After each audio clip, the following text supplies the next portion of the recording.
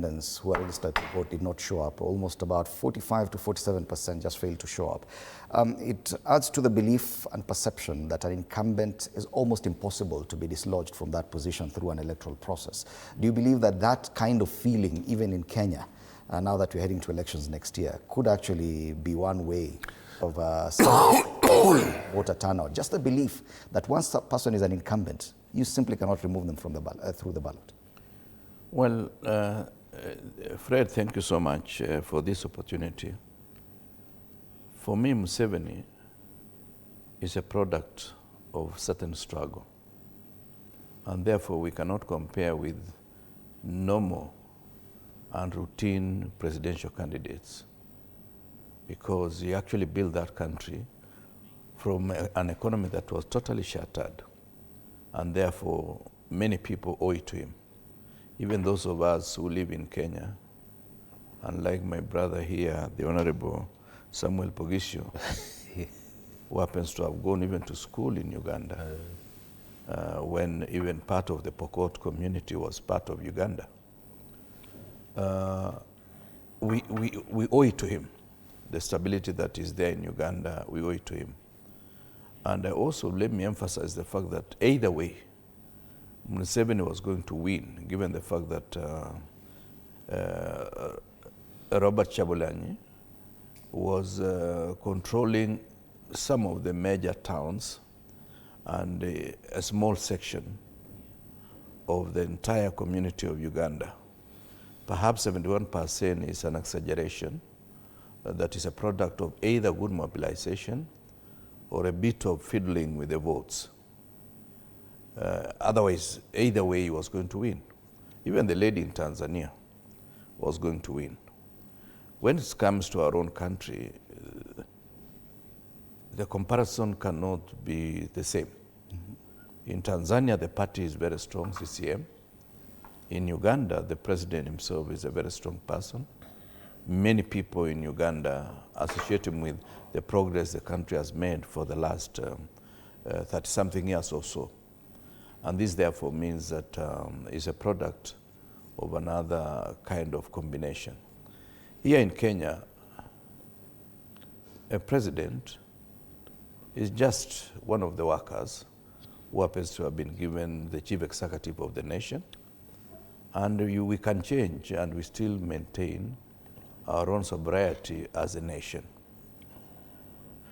Number two, there are enough examples in Africa, and let's remind ourselves that countries like Angola, countries like Botswana, countries like Malawi, countries like Zambia, Nigeria, Ghana, and many others, we have had one term.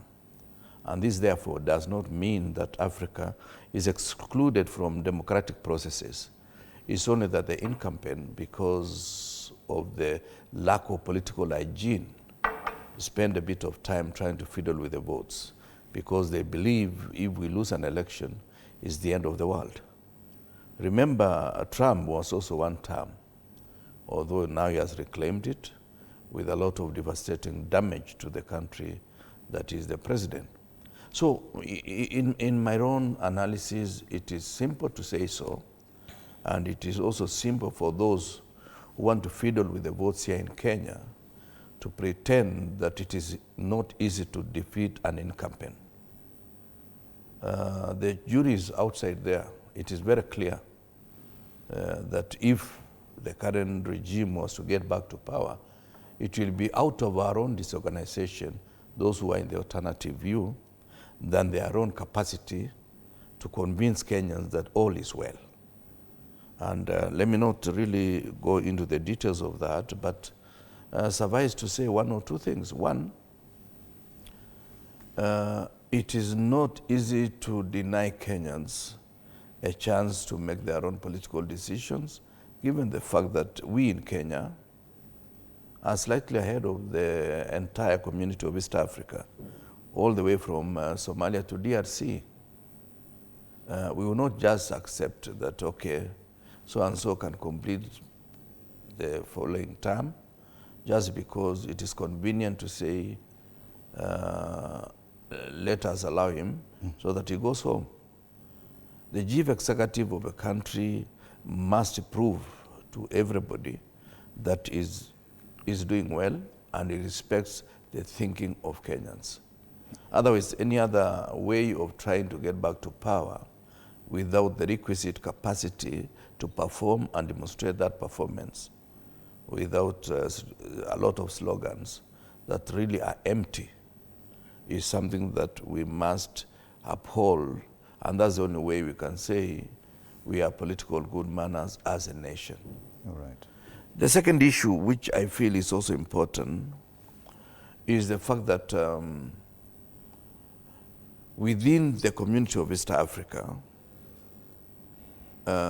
we do not have, we as Kenya, we do not have any political entity that has persisted for 2 elections in the same format, in the same form. Even those who are saying now they're in Kenya Kwanza, they are likely to run away from each other as we near the next election, because the dynamics on the ground may be different from the dynamics on the ground in the last general election. Mm-hmm. It is not about promises anymore. You must demonstrate that you are delivering on the promises that you gave us the last time. Then the promises you are giving us now, that we have a flight to a certain country, somewhere whose GDP is 90,000, equivalent of $90,000 GDP per capita, compared to our own GDP per capita, which is about $2,000. Mm-hmm. So it's important that we must be realistic, because you are dealing with Kenyans who are informed, who are intelligent, and they generally know when you are lying, they can confirm before you complete a sentence. All right. Yet the concerns still remain. And if you look at media and the cartoons, like today the cartoon on the Star seems to suggest that President William Ruto